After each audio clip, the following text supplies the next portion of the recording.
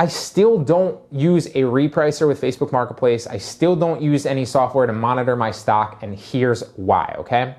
When you're a beginner, you're not really gonna need it anyway, okay? So if you're just starting or you're just getting into it, you're not really gonna have the amount of listings where something like that's advantageous to you, paying the cost of it, because you're not getting the sales enough to justify it, and you don't have that many listings to really monitor, so it doesn't really even kind of benefit you that much, okay? It's not like you're scaled to the point where you can't manage it anymore, so you need a software to take it over, okay? Now moving into the intermediate and the advanced person, okay? In that aspect, that's the only time where it sounds advantageous, because you don't have the time to monitor all your different listings at that point, and you kind of need a software to do it yourself. That said though, once you're scaled, you should be getting orders consistently, okay? And if you're getting orders consistently, then anytime you may need to cancel an order if it's out of stock, or anytime that you may need to cancel an order because the price has, increased on your supplier's website and now you're taking a loss, if you have to cancel an order in that time, then it's really just gonna get buried in your metrics and not gonna be that big of a deal, because you're selling consistently enough as it is already, okay? And so that's the same thing that's happened with me, right? I have over 10,000 listings probably now. I really don't know, I haven't counted them, but it's gotta be up there, around there. And I don't use anything to monitor my stock. I don't use anything to monitor my prices. And the reason is I rarely have to take a loss on a product.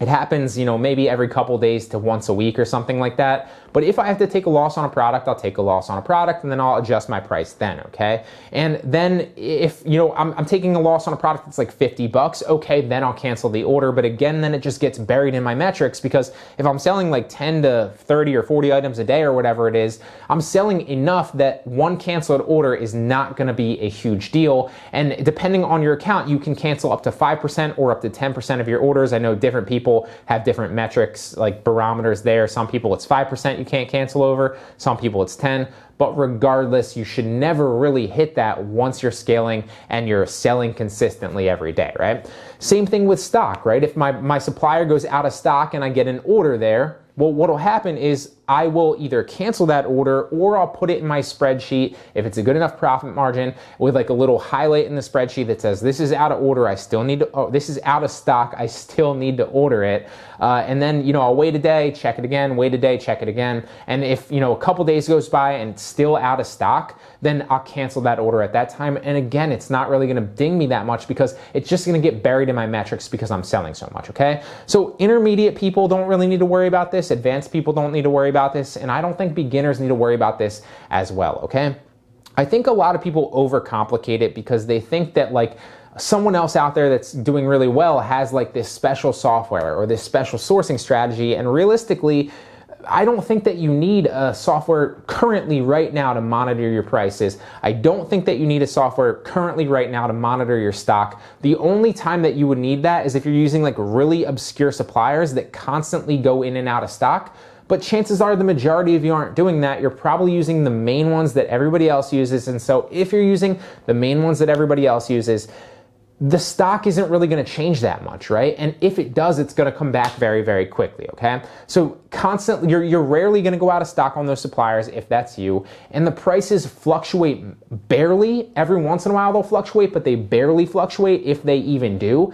And on top of that, you should be listing high enough, because there's such a high margin potential on Facebook Marketplace that like if you're listing 30% higher or 40% higher or 50% higher or whatever it is that you're doing, a slight price increase on your supplier's website should not put you at a loss anyway, okay?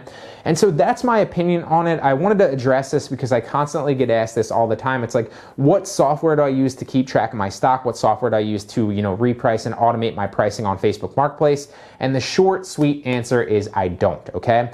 The message I want to convey today is don't overcomplicate it. It's simple. Go out there, list a bunch of things. You will see what works for you. You will start to make consistent sales. And chances are, if you're not making consistent sales, you just need to list more, okay? Don't get caught up in shiny objects like what's the latest and greatest software. At the end of the day, if you have a software that's working for you right now to list, that's really all you need, all right?